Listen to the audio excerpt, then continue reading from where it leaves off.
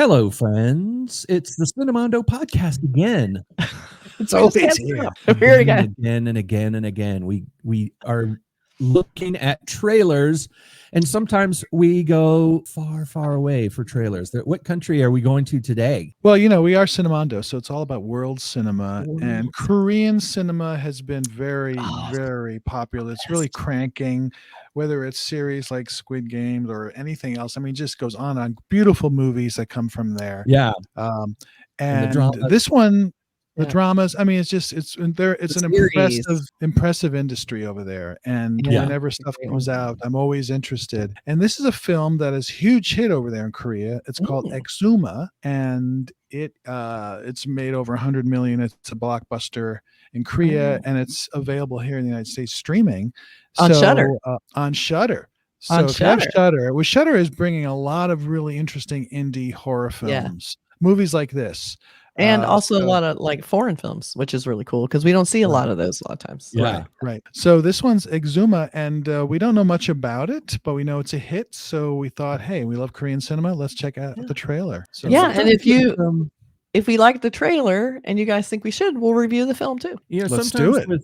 With films from other countries, other cultures, the horror films don't sometimes it's not that they don't translate well, it's that different cultures have different folklores and different things that scare them, different types of ghosts and things like that. And but interestingly, there are threads through all of it that you can find something. And sometimes a horror film from another culture can be really unnerving and creepy because it's not familiar. Yeah, you see something you don't understand, which is scary a lot of times. Yeah. Or just it's new, But still, sometimes and also sometimes the human characters react to that horror in a different way.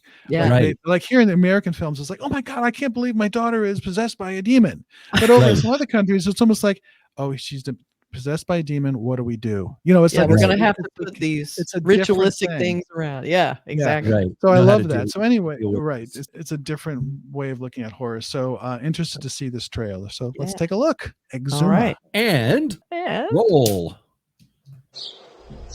왜 자꾸 애들 꿈에 나오시는 것 같아요? 하관이요!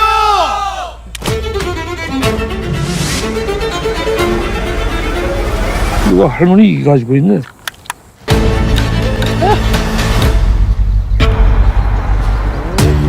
미국에 좀 이상한 집안에 다녀왔거든요. 밑도 끝도 없는 그냥 부자예요.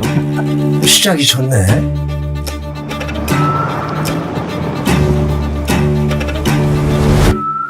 한 40년 땅 파먹고 살았지만 여기는 도저히 모르겠다. 박재로 씨 우리한테 숨기는 거 있죠? 대살구슬 해보죠. 유세차임이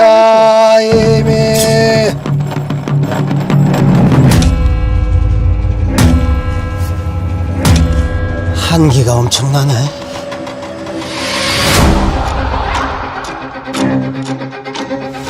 이게 무슨 말이야? 파괴됐다니.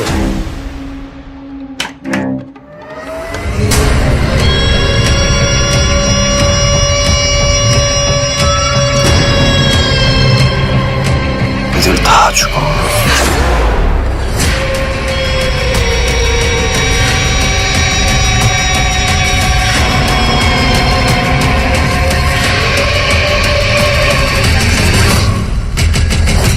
뭐가 나왔다고 거기서. 겁나 험한 게. Okay. Well, there is something universally creepy when you see a doorknob being tried. Like, that stuck out to me. Like you're in the room and all of a sudden you see who's at my door trying to get in. That's one of the universal scaries. Now there's a lot in there. It looks fascinating. There's a Japanese film called Kwaidan that everybody should see. It's a very creepy, scary Japanese movie, and it had that idea of writing the prayer. The idea of writing a protective prayer on your body, with the calligraphy. And I saw somebody with something written. That's how I think that's how you do a horror trailer. You sort of sprinkle in, like you set the setup, you get kind of the vibe from the film, but you really don't get into why it's scary or that stuff. So it's just tantalizing enough, and it looks like it's really well produced, well made. It just looks like it has some interesting things going on for it. So I'm definitely going to check it out. Pretty intense cast. Looks like the cast is really good and intense, and everybody looks like they're on the edge of sanity. You know, something really horrific is happening. I love Korean films. I like just even little tiny things like someone has grandma's teeth, and you're like, "What's that? What does that mean?" Yeah. That's a little weird. And like, I don't quite understand. Like, didn't quite get the narrative overall. What's happening in this? Like, we have initial, of course, the exhumation of the grave, and when they open it, they find something unexpected. So then from then on, it seems like, did something get released? Has that then, are people becoming possessed? It looked a little like some possession, or some possession in there. But it has all the things I love. It has the creepy little moments, like door handle. It has like someone grabbing big weapons that look really scary, like knives or machetes. It has like, let's do a ritual. It looks like someone in a hospital saying something, prophetic, but there's something going on here. I don't know what that's. So just enough creepy images to make you go, I gotta know more about this. What is this? What's happening here? So that looked really good. And when you have to exhume a body for whatever reason, for medical reasons or for a criminal case or something, there's reasons you have to do it, but it's just an odd thing to do, to bring up something that was buried and supposed to be there forever or whatever, and you have to open it up. So that's it's an interesting, not knowing what's going to be in there, like what's going to be left. Also the supernatural idea of disturbing the people, disturbing the spirit of the person who is at rest. There's when you think about Poltergeist, that was all because of graves that had been moved, and things that happen with the grave, the grave site.